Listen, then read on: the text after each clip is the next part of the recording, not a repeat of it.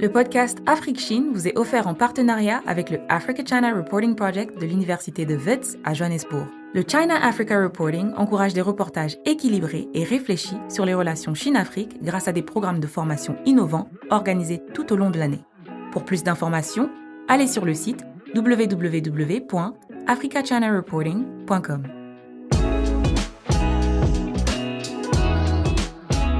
Bonjour et bienvenue à ce nouveau numéro d'Afrique-Chine, votre podcast dédié à l'actualité des relations sino-africaines. C'est Christian Géraud au micro et comme toujours, je suis heureux de vous avoir pour une nouvelle conversation. Cette semaine, j'ai reçu Julien Péquet, correspondant Amérique de Jeune Afrique et d'Africa Reports, qui couvre Washington et les Nations Unies. Avec lui, nous avons une conversation assez relaxe et détendue sur America Competes. America Competes est une loi qui a été adoptée au niveau de la Chambre des représentants et du Sénat américain qui vise à rendre les États-Unis compétitifs face à la Chine. Les décideurs américains se sont rendus compte qu'avec les avancées technologiques opérées en Chine et sa domination sur la chaîne d'approvisionnement des matières premières stratégiques telles que le cobalt, le nickel, le lithium, des matières premières qui sont nécessaires au secteur de l'énergie et de l'innovation, les États-Unis et ses entreprises perdaient du terrain et devenaient de plus en plus dépendantes de la Chine, ce qui évidemment constitue un souci majeur de sécurité intérieure. Dans America Competes, il y a quelques segments qui sont réservés à l'Afrique et dans ces segments, nous pouvons identifier 3 objectifs principaux que visent les législateurs américains. Premièrement, c'est d'abord d'évaluer l'impact de la présence chinoise sur les intérêts stratégiques américains sur le continent africain. Deuxièmement, c'est augmenter la compétitivité des entreprises américaines sur le continent africain, parce qu'ils se sont très vite rendus compte que les entreprises américaines ne pouvaient plus rivaliser avec les entreprises chinoises en Afrique. Le troisième objectif dans ces segments qui touchent à l'Afrique consiste à confronter, entre guillemets, la cyberagression chinoise en Afrique. Plusieurs le savent, la Chine a mis en place la nouvelle route de la soie. Dans la nouvelle route de la soie, il y a un segment qu'on appelle la nouvelle route de la soie numérique, qui consiste à équiper, à connecter numériquement plusieurs pays à travers lesquels la nouvelle route de la soie passe. Et parmi ces pays, il y a plusieurs pays sur le continent africain, le Sénégal, l'Éthiopie et le Kenya, qui ont déjà eu à bénéficier de ces technologies de la nouvelle route de la soie numérique. Et donc, inquiète de cette présence chinoise domaine numérique au niveau africain que les États-Unis essayent de contrecarrer, notamment avec America Competes dans ces segments qui touchent l'Afrique. Voilà, c'est un peu la conversation que nous avons eue avec Julien Péquet. Nous avons essayé de décortiquer un peu cette loi. Nous avons essayé de comprendre d'où est-ce qu'elle venait, où est-ce qu'elle allait. Est-ce qu'elle donnait réellement les outils aux entreprises américaines de pouvoir rivaliser à nouveau avec des entreprises chinoises, non seulement en Afrique, mais à travers le monde, parce qu'il faut garder en esprit qu'America Competes vise à rendre les entreprises américaines et les États-Unis compétitives face à la Chine au niveau mondial, pas spécialement en Afrique, mais au niveau mondial. Et donc, au niveau africain, quels sont les mécanismes qui ont été mis en place? Quels sont les outils qui ont été donnés aux entreprises américaines? Est-ce que ce sont des lois qui sont beaucoup plus des recommandations ou des véritables politiques avec des outils stratégiques de mise en place pour pouvoir atteindre les objectifs qu'ils disent vouloir atteindre? Donc, avec Julien, nous avons eu cette conversation et nous avons essayé un peu de comprendre de quoi il s'agissait. Juste une note d'information, Julien Péquet est beaucoup plus confortable en anglais. Donc, ce qui fait qu'il y a eu quelques mots en anglais que j'ai essayé de clarifier pour nos auditeurs. Mais sinon, à part ça, la conversation s'est passée en français, très largement en français. Et donc, vous aurez tout le contenu de cette conversation dans les minutes qui suivent. Je vous invite de nous écouter et je vous reviens à la fin de l'émission. Julien Péquet, bonjour. Bonjour. Je suis très heureux de vous recevoir aujourd'hui pour parler des législations américaines sur les entreprises américaines, la Chine, leur présence en Afrique. Comment vous allez? Très bien, merci. Écoutez, Julien, il y a quelques jours, la Chambre des représentants aux États-Unis et le Sénat ont adopté une série de lois, avaient déjà commencé à discuter sur une série de lois qu'ils ont appelées America Competes, qui visaient à rendre les entreprises américaines compétitives vis-à-vis des entreprises chinoises, non seulement dans le monde, mais aussi en Afrique. Est-ce que vous pouvez un peu nous donner le background du processus un peu de ces textes de loi? Comment on en est arrivé là, en fait? Exactement, oui.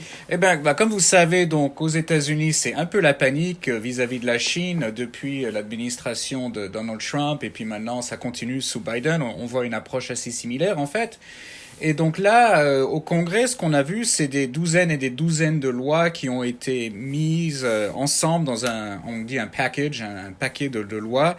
Le Sénat l'a passé l'année dernière et la Chambre des députés, la House of Representatives, en février.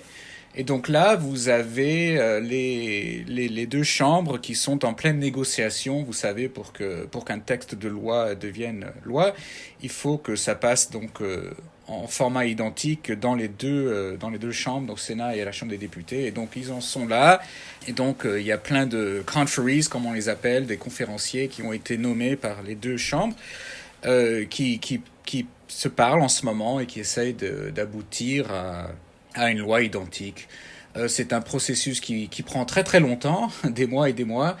Mais là, ça va reprendre donc après les vacances. On a eu 2 semaines de vacances de Pâques, donc après, à partir du 25 avril, donc ça reprend de plein fouet. Et puis voilà, on va voir si ça devient enfin la loi.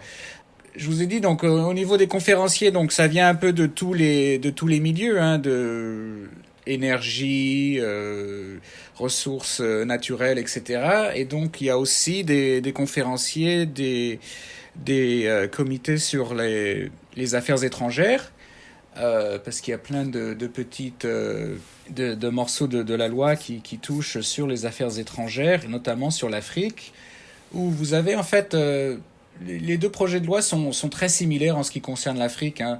C'est un peu une constatation un constat que, vous savez, les Chinois ont pris les devants sur les États-Unis, notamment au niveau des échanges commerciaux en Afrique. Et donc, vous avez plusieurs sections qui essayent un peu de secouer l'administration, l'exécutif, pour qu'ils prennent un peu plus les devants sur la scène africaine. Avant de creuser, qu'est-ce que vous pouvez nous dire sur les porteurs de ces projets de loi? Qu'est-ce qui a été l'élément déclencheur, le déclic au fait? Parce que c'est comme si l'Amérique se réveille tout d'un coup pour dire tiens, on se rend compte qu'on est un peu en retard sur ce que fait la Chine, notamment vous avez parlé des ressources naturelles, des minerais, etc., des entreprises.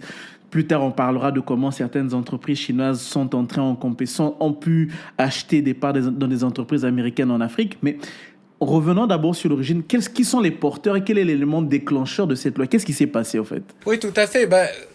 Ce qui est intéressant avec ces lois, c'est le nom des lois elles-mêmes. C'est même pas, parle pas nécessairement de la Chine. Vous avez l'Amérique compétitive. Voilà. Donc exactement, oui. Amérique compétitive. America competes, comme ils l'appellent en anglais. Voilà. Donc,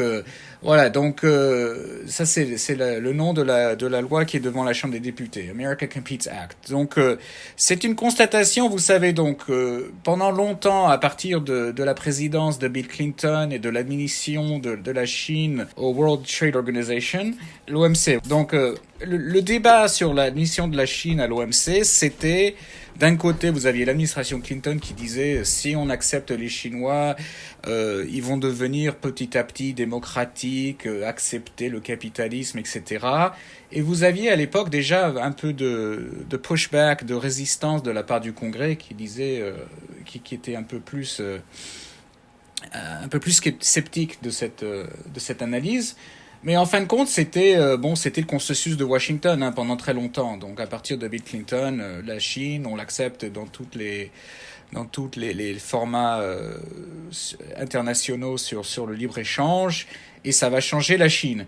Et vous savez, petit à petit, les Américains ont perdu leur base de la construction, manufacturing, tout ce qui est industrie lourde, etc. Il y a eu beaucoup d'entreprises donc qui se sont exportées en Chine, voilà, donc qui maintenant construisent en Chine, manufacturent en Chine, où évidemment le coût de la main-d'œuvre est moins cher. Made in China, voilà. Et donc en fait, Washington était derrière le sentiment politique au fond des États-Unis, dans les grands centres industriels qui petit à petit ont tous fermé les uns après les autres. Et Washington a continué pendant des années à être pro-libre-échange avec la Chine, jusqu'à l'élection de Donald Trump, où c'est vraiment devenu un référendum sur cette politique, sur cette idée que la Chine allait devenir un pays plus capitaliste, plus démocratique. Et là, on s'est rendu compte qu'en fait, la population américaine n'y croyait plus du tout. Et Washington a enfin pris la mesure de l'opinion publique, où beaucoup de gens jugent que donc les Chinois trichent, vous savez, dans tous ces dans les différents accords commerciaux. Voilà. C'est un peu comme si la Chine a pris avantage du système capitaliste international occidental, l'a tiré à son avantage pour prendre le pas et pour prendre le dessus sur les puissances économiques qui étaient les États-Unis et l'Europe, un peu, quoi. Exactement, et c'est d'ailleurs exactement la terminologie qu'a utilisé le président Trump pendant l'élection et pendant son mandat, que les Américains avaient été roulés dans la farine, voilà, que les Chinois avaient pris avantage des Américains et que ça se passerait plus comme ça, voilà. Et avec l'élection de Joe Biden, vous avez vu donc une continuité de la même idée que... En fait, on n'est pas revenu en arrière, on continue à voir comment les Américains peuvent reprendre le dessus.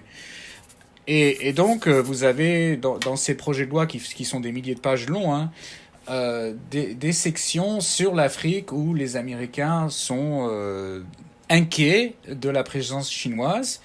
Au niveau donc de libre-échange, vous savez, les Américains sont pas très compétitifs en Afrique, ils font très peu de business. Donc, il y a plusieurs efforts là pour essayer de... Mais ça fait longtemps que ça dure, plusieurs présidences. On essaye d'augmenter le commerce entre les États-Unis et l'Afrique. Ça fait longtemps qu'on en parle. Là, c'est vraiment devenu dans une optique anti-chinoise, si vous voulez. Parce que souvent, on dit de la politique africaine des États-Unis, c'est qu'elle considère l'Afrique beaucoup plus comme une zone humanitaire qu'une zone des affaires. Je me rappelle, à l'époque de Bill Clinton, à un moment donné, c'était devenu not aid, but trade. Ça veut dire pas de l'aide, mais du commerce. Mais on s'est très vite rendu compte que ça n'a jamais pris forme, en fait, quoi. C'est que ça a toujours été de l'aide, beaucoup plus de l'aide, etc. Et maintenant que la Chine vient, on se rend compte que les États-Unis se réveillent pour dire, mais attends, ce qui se passe en Afrique, la Chine prend le pas sur l'Afrique, mais ils veulent venir en Afrique juste... Est-ce qu'ils veulent venir en Afrique pour contrer la Chine ou bien ils viennent en Afrique pour la valeur que l'Afrique représenterait pour les États-Unis? Vous avez exactement raison. Donc, Trade Not Aid, c'est pas nouveau. Ça fait depuis, comme vous dites, 20 ans qu'on en parle. Le problème, c'est que au niveau de l'exécutif américain, c'est beaucoup plus facile de faire de l'humanitaire où il y a plein d'argent, il y a des milliards de dollars, où le gouvernement peut facilement, même sans passer par le Congrès, approprier donc de l'argent pour différents pays s'il y a une crise dans un pays, notamment avec l'aide alimentaire. Mais vous savez, il y a PEPFAR aussi, donc la lutte contre le sida. Tout ça, ce sont des gros projets que les Américains, que l'exécutif américain a beaucoup de facilité, si vous voulez, à faire. Alors qu'au niveau du commerce, c'est beaucoup plus restrictif parce que la façon dont le système politique fonctionne ici, c'est très difficile pour le gouvernement de... Vous savez, on n'a pas d'entreprise publique, de ce genre de choses. Donc, il y a de l'aide. Exactement. Voilà, oui. Voilà, il n'y a pas d'entreprises publiques qui peuvent exécuter la politique étrangère et commerciale des États-Unis, en fait, quoi. Les entreprises privées, elles réagissent selon le marché. Si le marché est opportun, ils y vont. Si le marché n'est pas ouvert, ils n'y vont pas. Exactement. Et donc, c'est beaucoup plus difficile de faire ce trade. Donc, il y a plein de programmes, il y a des prêts à taux bas, etc. Donc, il y a des incentives, mais à la fin du compte, vous avez raison, c'est en fonction du marché, en fonction de est-ce que l'Afrique, pour les entreprises américaines, est un marché humanitaire plus qu'un marché commercial, au fait, quoi. Oui. Est-ce que c'est un marché qui fait confiance, qui inspire confiance? Et oui. Donc malheureusement, jusqu'à maintenant, ça n'a pas trop été le cas du point de vue américain. Et c'est un peu ce qu'ils essayent de changer. On parle de plus en plus de voir l'Afrique comme pays d'opportunité. Et c'est un peu c'est intéressant avec la Chine, c'est que les Américains se sont rendus compte que la façon dont les Chinois parlent de l'Afrique est beaucoup plus positive que la façon dont les pays de l'Occident parlent de l'Afrique. Donc c'est pour les Chinois, pour les Chinois, ce n'est pas un continent à réparer, à sauver. C'est un continent où on peut faire du business. Et donc voilà, donc on voit de plus en plus ce langage incorporé donc dans ces textes de loi dont on parlait. On essaye un peu de recommander aux entreprises de voir la Chine, exactement, de voir l'Afrique comme un monde d'opportunités. Exactement. Et donc dans ce milieu-là, c'est intéressant. Donc avec l'administration Biden, vous avez plein de gens, d'Africains de la diaspora, donc qui sont intégrés dans le système politique américain, qui voient les choses de ce point de vue-là. Vous voyez de plus en plus, là on vient de faire Africa Report, une série sur les nouveaux directeurs des programmes africains des grands think tanks de Washington. Ce sont maintenant tous des Africains de la diaspora. Parce qu'il y a une velléité donc d'incorporer ce discours positif, l'Afrique est ouverte, l'Afrique, voilà, donc continent d'opportunités. Et pas seulement ça, mais aussi de plus en plus, il y a cette rhétorique que l'Afrique, comme l'Europe de l'Ouest, est un continent démocrate, donc, ou de possibilités de résistance face à la déferlante autoritaire qu'on voit donc en Russie, en Chine, etc. Donc de plus en plus, on parle un peu de l'Afrique dans ce contexte-là aussi. Hein. C'est quand même assez intéressant parce que très longtemps, l'un des obstacles majeurs de l'engagement occidental américain en Afrique a toujours été la mauvaise gouvernance, les questions démocratiques. Les pays africains ne sont pas assez démocratiques, etc. Il n'y a pas de bonne gouvernance, donc les entreprises américaines occidentales n'ont pas envie d'y aller.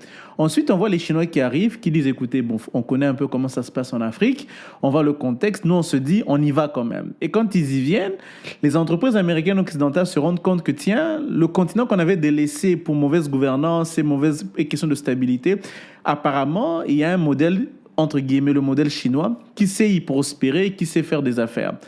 Maintenant, ils se retrouvent à devoir compétir face à la Chine pour se dire, mais comment on s'en sort? Avec ce package de lois, America Competes, comment l'Amérique compte-t-elle aujourd'hui essayer d'être compétitive vis-à-vis de la Chine en Afrique? C'est beaucoup de rhétorique pour l'instant.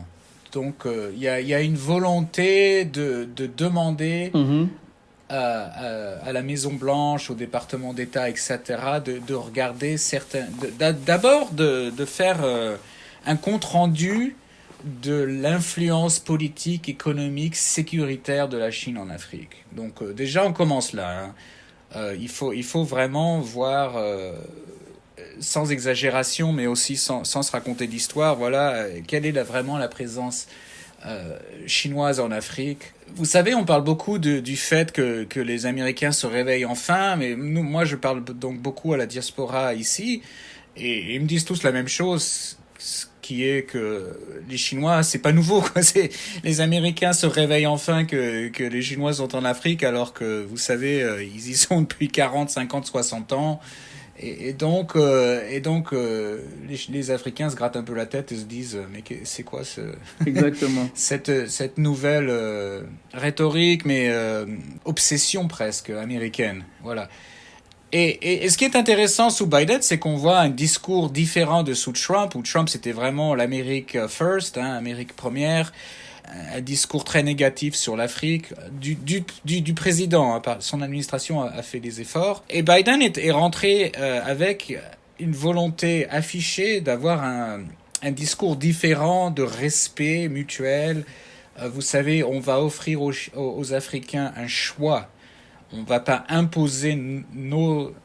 leur imposer un choix, on va leur donner un choix, donc en gros entre la Chine et les États-Unis. Et donc, c'est ce qu'on voit là. Et donc, on commence par un assessment. Une évaluation. Merci. Voilà. Donc, on va commencer par une évaluation de l'influence politique, économique, sécuritaire de la Chine en Afrique. À partir de là, création donc dans ces projets de loi d'une stratégie de plusieurs années pour augmenter donc la compétitivité économique des États-Unis. Mais on continue dans cette même optique, on continue à parler de bonne gouvernance, hein. Donc c'est une stratégie parce qu'ils comprennent très bien donc les Américains qui peuvent pas forcer leurs entreprises donc à investir. Donc, les stratégies du point de vue du Congrès, c'est une stratégie d'améliorer le climat d'investissement en Afrique. Et ça veut dire support pour les institutions démocratiques, la loi, les droits de l'homme, la bonne gouvernance. Oui, voilà, donc la transparence, les droits de propriété, anticorruption. Donc, tout ce dont vous avez l'habitude, dont on parle aux États-Unis, good governance, mais maintenant mise au service d'une stratégie économique de compétition avec la Chine. Si on veut attirer plus d'investissements américains en Afrique, voici comment il faut faire. Il faut continuer donc toutes ces efforts anticorruption. Voilà. Il y a un aspect qui m'intéresse sur ce point-là. C'est de se dire, écoutez, ils disent il faut toujours continuer à mener le combat de la bonne gouvernance, le combat de la transparence, de la lutte contre la corruption. Mais en même temps, ils savent qu'ils ne peuvent pas contrôler les entreprises privées américaines à aller dans un certain marché. Un des obstacles que les entreprises privées, et même les entreprises occidentales rencontrent lorsqu'ils viennent en Afrique, c'est le fait qu'il y a des lois anticorruption, transparence qui sont assez sévères au niveau occidental pour les entreprises étrangères qui investissent en Afrique. On prend l'exemple d'une entreprise comme Glencore, le Suisse, qui peut être poursuivie par la justice américaine parce qu'elle est venue faire les affaires en RDC dans un contexte de corruption, etc. Si la loi que l'on passe, que America Competes, ne tente pas de donner des motivations, comme on voulait dire en anglais, des incentives, des motivations judiciaires, juridiques à ces entreprises pour leur dire qu'ils ont quand même une certaine protection d'une certaine façon, qu'ils ne seront pas forcément poursuivis ou bien mis en danger par une poursuite judiciaire aux États-Unis. Est-ce que les entreprises américaines auront tout de même la volonté de venir en Afrique dans un environnement assez risqué? Parce qu'il faut le reconnaître, les pays africains, c'est beaucoup de mauvaise gouvernance, beaucoup de corruption, etc. Est-ce que la loi qui sont en train de passer au Sénat et à la Chambre des représentants ouvre quand même une certaine porte et offre une certaine flexibilité aux entreprises américaines d'œuvrer dans un environnement comme l'environnement africain? Je dirais que c'est plutôt le contraire. Ah. Vous savez, sous Biden, on a vu un effort, c'était à la fin de l'année dernière, ils ont passé plein d'ordres exécutifs sur la lutte contre la corruption. C'est vraiment une grande priorité pour ce président. Et c'est plutôt le contraire. C'est les entreprises étrangères qui vont faire du business en Afrique. S'ils ne suivent pas les lois américaines, ils vont se retrouver avec des problèmes. Ils vont se retrouver avec de sérieux problèmes. Une des initiatives chinoises, c'est la route de la soie, un Belt and Road Initiative. En contre-réaction, les États-Unis avaient lancé l'initiative Build Back Better Road Initiative, de B3W. America Competes, est-ce que la loi a pu intégrer cette initiative Biden? Ils en parlent, oui, mais ce qui est intéressant avec Belt and Road encore, c'est cette obsession américaine, si vous voulez. Et moi, je parle à beaucoup de gens ici qui disent, vous savez, les Américains, ils sont pas compétitifs dans la construction de routes, dans la construction de ponts. Et je crois que l'administration Biden comprend ça, hein. On a dépensé tellement d'argent, gaspillé tellement d'argent en Irak, en Afghanistan, faire de la reconstruction dans ces pays en voie de développement, que les Américains ont bien compris que c'est pas vraiment leur forté, hein. Et évidemment, le continent africain en a d'énormes besoins d'infrastructures. Et donc, les Américains sont pas vraiment dans une bonne position pour dire vous pouvez pas prendre l'infrastructure chinoise. On a vu énormément, évidemment, d'efforts de dire que ce sont des pièges à endettement. Mais là aussi, on voit de la résistance de gens qui disent, vous savez, les Chinois sont pas intéressés à prendre contrôle des aéroports africains. C'est pas vraiment leur but final. Et donc, les Américains essaient plutôt de se positionner dans d'autres marchés, notamment dans le technologie, tout ce qui est digital, sécurité, etc. C'est là où vous voyez des efforts de partenariat avec les Européens pour faire la compétition à Huawei, où là, vous voyez vraiment les Américains dire vous pouvez pas prendre Huawei, vous pouvez pas prendre la technologie chinoise, les offres chinoises, c'est dangereux, ils vont espionner sur les réseaux, etc. Donc là, on voit vraiment un effort d'essayer de positionner les technologies américaines et européennes dans ce contexte-là. Donc, dans ces projets de loi, ils appellent à la création de groupes de discussion sur comment coopérer au niveau de la sécurité digitale en Afrique vis-à-vis de la Chine. Donc, vous avez ce genre d'efforts, des efforts de mise en place de plus de personnel dans les ambassades américaines à travers l'Afrique, de gens qui vont être spécialisés sur la Chine, ce genre de choses-là. J'allais juste dire, et une des choses aussi qui est intéressante, bon, évidemment, il y a aussi l'énergie, hein, donc il faut quand même en parler. Là, vous avez parlé de la République démocratique du Congo, la RDC. Donc là, vous avez les Américains qui essayent d'aider les Congolais à revisiter et à auditer certains de leurs contrats miniers qui ont été donc signés sous Kabila avec les Chinois. Et là, il y a des efforts américains de voir s'il y a eu donc corruption, etc.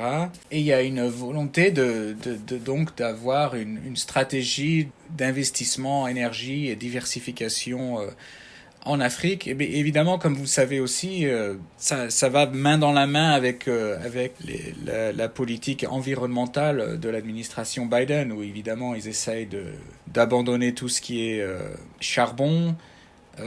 Même au niveau du gaz naturel et du pétrole, revisiter tout ça, voir s'il n'y a pas moyen de créer une politique énergétique basée sur les énergies renouvelables. Et là aussi, donc, il y a une compétition avec la Chine au niveau des investissements dans les secteurs de l'énergie.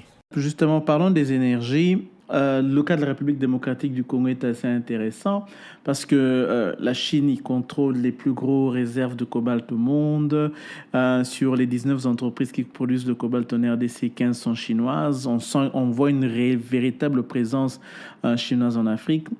Ce cas est intéressant parce que l'une des plus grosses réserves de cobalt au monde, il y a quelques années, appartenait encore à une entreprise américaine qui s'appelait Freeport-McMoRan, qui l'a cédé en 2016 à China Molybdenum, une entreprise chinoise. En 2020, Freeport a encore cédé sa dernière mine de cobalt toujours à China Molybdenum.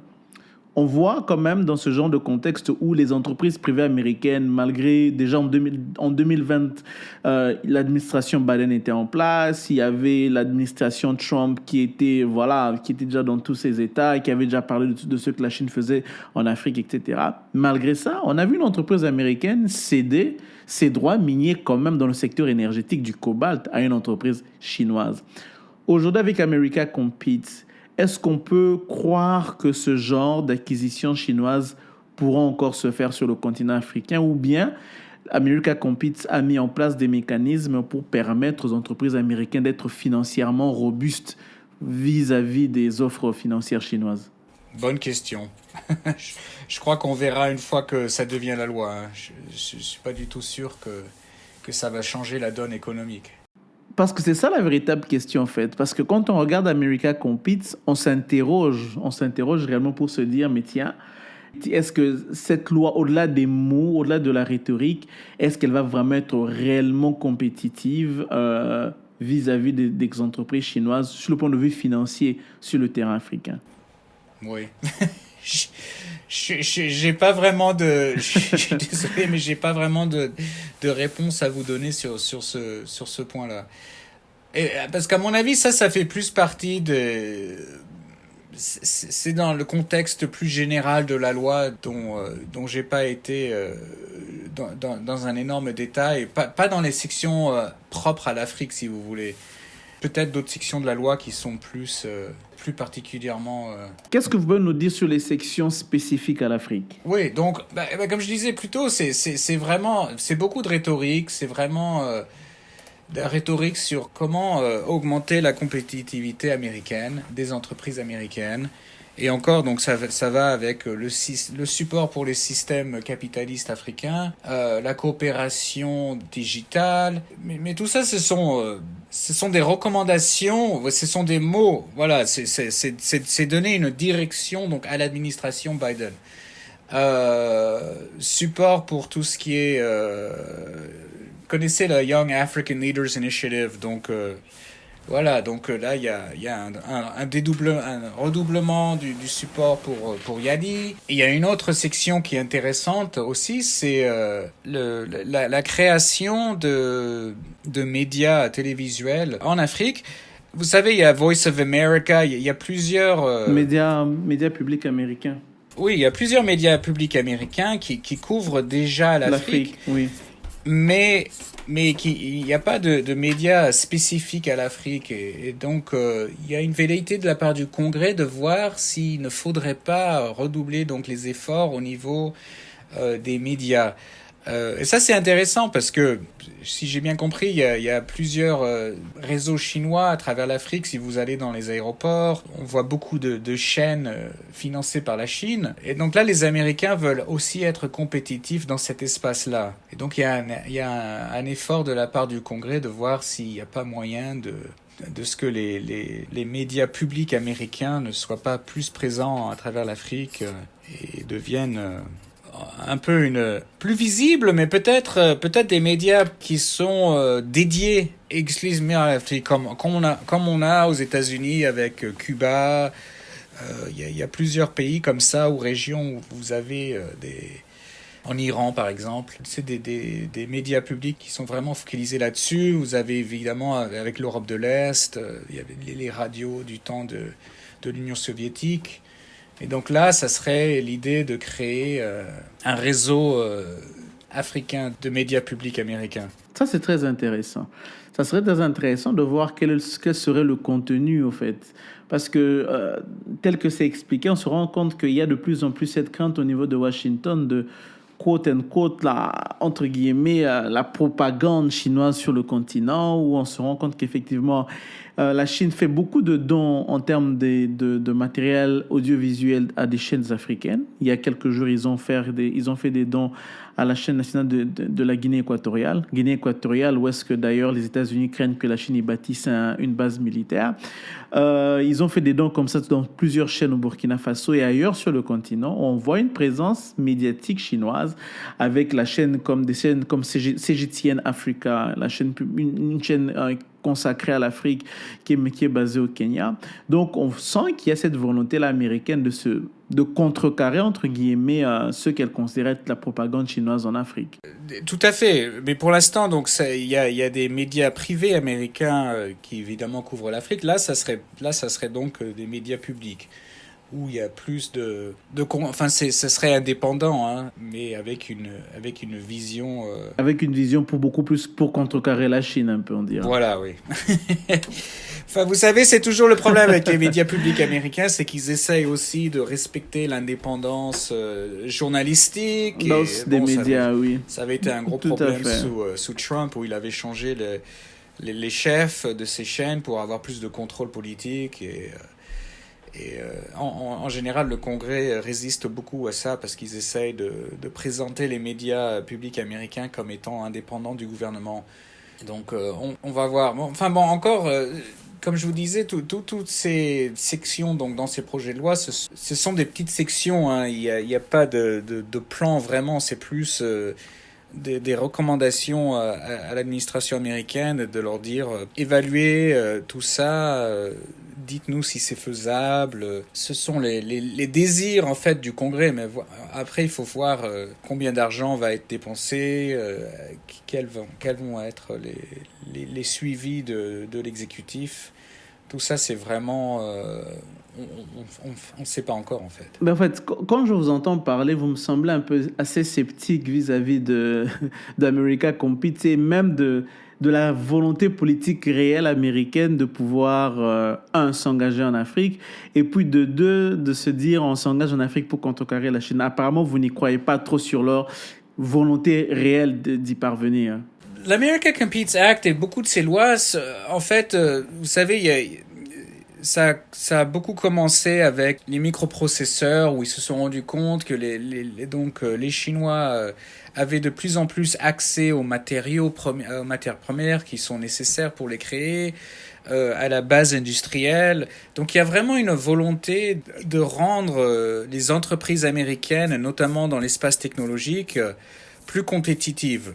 Donc, au niveau de l'accès aux matières premières, au niveau des financements, au niveau de ce genre de choses-là, est-ce que ça va transformer vraiment la politique africaine des États-Unis? C'est un peu une autre question.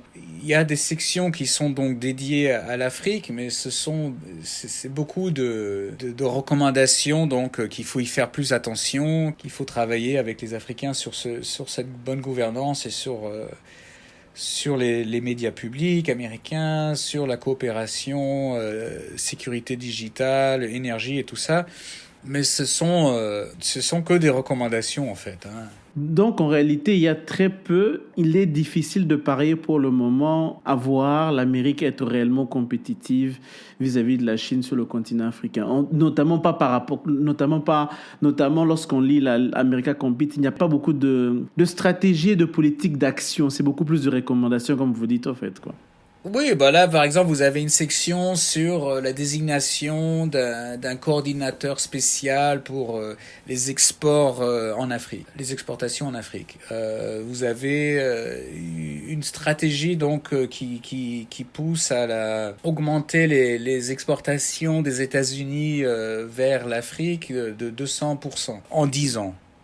Tout ça, c'est très bien, hein, mais la réalité sur le terrain risque d'être très différente. Oui, c'est quand même, c'est assez vrai parce que lorsqu'on se rend compte que, bon, en termes de marché, l'Afrique n'est pas forcément un marché du high-end ou comment on appelle ça, du haut prix, au fait, lorsqu'on verrait des produits américains déversés sur le marché africain. Ben, en même temps aussi, en termes d'import, l'Amérique n'importe pas beaucoup de produits venant d'Afrique. Donc, le défi reste quand même assez entier sur ce niveau-là. Bah oui, non, mais c'est ça, il y a plein de rhétorique très positive en ce moment, mais les réalités de la difficulté des échanges avec l'Afrique restent assez élevées. Évidemment, les États-Unis sont très loin. Alors, vous avez une diaspora donc d'il y a 400, 500 ans avec l'esclavage, mais une diaspora plus récente. Donc, il y a énormément de contacts culturels, voilà, et qu'on essaye de développer. Mais ça reste quand même un marché lointain, un marché assez petit. Et donc, tout ça, ce sont des transformations qui prennent beaucoup plus de temps. Hein, de changer les perceptions du secteur privé américain. Et c'est là-dessus qu'ils sont en train de travailler. Mais comme je vous ai dit, c'est un processus à long terme. Mais au moins, on voit donc un changement de rhétorique assez positif, une volonté d'incorporer des gens de la diaspora, des experts qui ont vécu en Afrique, qui savent comment les économies fonctionnent vraiment, qui sont capables de voir donc toutes les opportunités qui se présentent, notamment au niveau de la jeunesse, de l'investissement dans tout ce qui est technologie digitale. Donc il y a quand même une réalisation aux États-Unis du potentiel, hein, certainement. Julien Péquet, nous arrivons à la fin de notre émission, de notre podcast. On a parlé d'America Compete, c'était une conversation un peu comme ça, un peu libre sur ce que l'Amérique pense faire et comment elle pense pas contredire, mais comment elle pense contrecarrer la Chine en Afrique.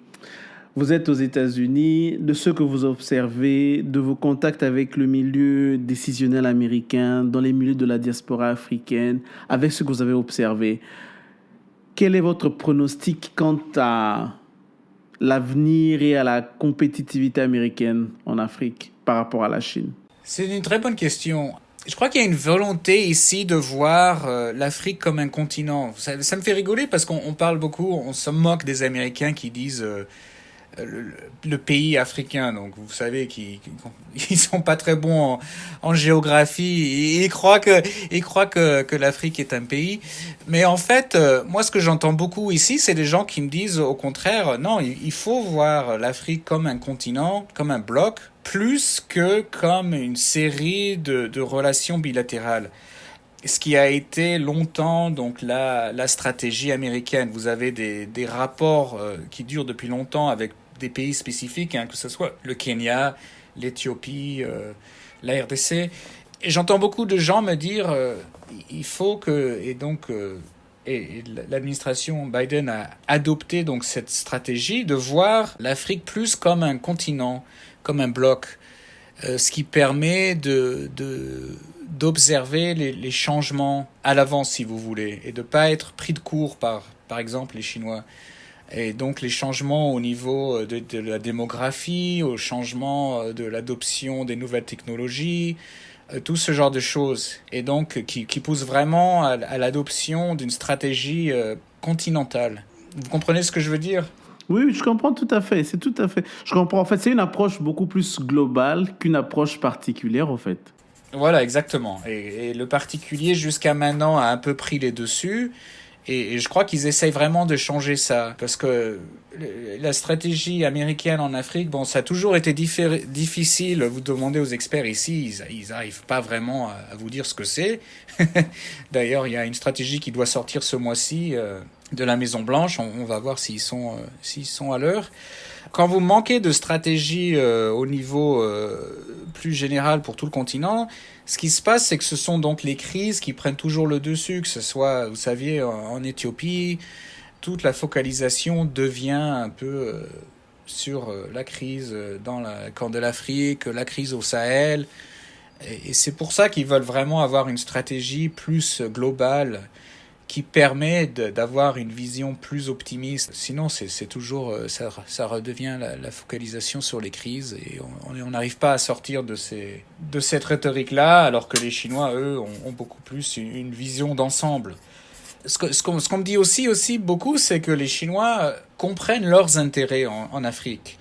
Ils y vont pas avec les intérêts nécessairement des Africains en tête, mais ils ont des intérêts chinois très spécifiques et ils travaillent avec les pays donc africains qui voient aussi un bénéfice mutuel, un avantage mutuel, et donc ils arrivent à travailler très bien ensemble parce que les Chinois ont une série d'objectifs très concrets. Et c'est ce qui manque aux États-Unis. Et donc, c'est un peu tous ces efforts sont un peu, que ce soit au Congrès ou au niveau de l'administration Biden, ils essayent un peu d'être tous sur la même page. Quels sont vraiment les intérêts américains en Afrique? Et donc, pour l'instant, c'est vraiment devenu la compétition avec la Chine est un gros morceau de tout ça. Et encore, c'est économique, c'est bonne gouvernance. Toutes ces pièces, en fait, c'est un peu comme un puzzle, que ce soit la bonne gouvernance, que ce soit les exports américains, tout ça c'est relié en fait. Et voilà, donc et c'est à la fois donc un marché pour les entreprises américaines, mais c'est aussi un continent qui peut être un allié démocratique. Tout ça, ça va main dans la main. Ils comprennent très bien tout ça, et c'est pour ça qu'ils veulent vraiment augmenter la compétitivité américaine. Une dernière chose dont on n'a pas vraiment parlé, parce qu'on a parlé de ce projet de loi, mais il y a aussi au niveau du Congrès, il y a d'autres efforts pour la compétition avec la Chine. Vous avez parlé de la Guinée équatoriale, on voit beaucoup ça dans la Corne de l'Afrique, où vous savez, il y a beaucoup d'efforts de pression de la part du Congrès de reconnaître le Somaliland comme un État indépendant. Et tout ça, c'est encore c'est vraiment dans l'optique chinoise, sécuritaire, avec donc les Chinois ont maintenant une base à Djibouti, comme vous le savez, les Américains ont aussi une présence là-bas. Au Somaliland, il y a cette idée que les Américains pourraient donc avoir une autre présence militaire indépendante où les Chinois ne seraient pas présents. Et donc, au niveau du Congrès, il y a vraiment beaucoup d'efforts de pression sur l'administration, de penser à tout ça, de changer de politique, de reward. De quoi? De récompense? Oui, voilà, de récompenser les pays africains qui vont... qui vont s'approcher qui vont s'approcher de l'administration américaine. Voilà. Donc avec le Somaliland, vous avez un exemple très spécifique où la reconnaissance du Somaliland comme un pays indépendant serait en récompense d'une présence militaire américaine et de fermer la porte aux Chinois. Ah oui. Donc ça serait manier un peu le bâton et la carotte pour permettre justement ceux qui sont avec nous, on les récompense, ceux qui ne sont pas avec nous, bon, on les regarde un peu de loin, mais les alliés, eux, on leur donne ce qu'ils demandent un peu. Julien Péquet, merci pour votre temps. Ce fut un réel plaisir d'échanger avec vous. Si on veut vous joindre sur les réseaux sociaux, sur Twitter, sur Facebook, comment on fait? Ah oui, alors sur Twitter, c'est simplement @Julien Péquet, JULIANPECQUET. Je vous recommande aussi bien sûr de suivre The Africa Report et Jeune Afrique, c'est jeune_Afrique. D'accord. Merci beaucoup Julien et à la prochaine fois. Merci à vous. Bonne journée. Donc voilà, c'était là notre conversation avec Julien Péquet, avec qui nous avons essayé de décortiquer America Competes. Est-ce que réellement America Competes sera la solution, la clé pour les industries américaines de pouvoir à nouveau rivaliser avec les entreprises chinoises? Au niveau africain, est-ce que America Competes permettra aux entreprises américaines de pouvoir revenir sur le marché africain? Parce que c'est quand même ça la grande question. Si America Competes ne demeure que des recommandations, comme l'a dit Julien, si America Competes ne met pas en place de véritables outils, une véritable politique stratégique sur le continent africain, il sera quand même assez difficile de voir dans quelle mesure ils pourront à nouveau rivaliser avec les entreprises chinoises. Mais il y a un élément très important à garder en esprit. La compétitivité américaine sur le continent africain ne doit pas être orientée, ça c'est mon avis personnel, ne doit pas être orientée sur comment contrecarrer la Chine. Elle doit être orientée sur comment faire de l'Afrique un partenaire commercial à part entière des États-Unis. Tant qu'elle sera concentrée sur la rivalité sino-américaine au niveau mondial et de faire de l'Afrique un simple terrain de rivalité, on se rendra très vite compte que il y aura très peu d'opportunités pour les entreprises américaines de gagner et surtout pour l'Afrique de gagner réellement. Donc, je suggérerais aux décideurs américains de cesser de voir l'Afrique comme un simple terrain de rivalité, mais de la voir pour ce qu'elle est réellement. Un marché d'opportunités, un marché où, malgré les instabilités politiques, malgré la corruption, malgré l'absence de loi, malgré beaucoup de difficultés, beaucoup d'adversités que traversent et que connaissent les États africains, il y a toujours lieu de faire des affaires. Il y a toujours lieu de pouvoir saisir les opportunités qui se présentent et investir. Parce qu'il faut se le dire, la Chine est venue et vient en Afrique malgré ce contexte. Elle met en place des outils qui lui permettent de pouvoir avancer. Elle met en place des politiques qui permettent à ces entreprises de gagner du marché et de faire du chiffre d'affaires. Donc, est-ce que les États-Unis et leurs entreprises occidentales, non simplement américaines, mais aussi occidentales, continueront-elles à se focaliser, à se braquer sur des approches idéologiques? Ce que j'appelle les approches idéologiques sont les approches qui consistent à mettre en avant la question de gouvernance, la question de démocratisation, la question de rule of law, de la loi, la question de la transparence. Est-ce que ces questions-là continueront-elles à être des objectifs, non, des obstacles idéologiques à l'implantation et au développement de ces entreprises-là sur le continent africain. Tant qu'elles continueront à être mises en avant comme véritables obstacles, il est difficile de croire qu'elles pourront être à nouveau compétitives vis-à-vis des entreprises chinoises en Afrique. Sur ce, je vous laisse et je vous dis à la semaine prochaine pour un nouveau numéro de votre podcast Afrique-Chine.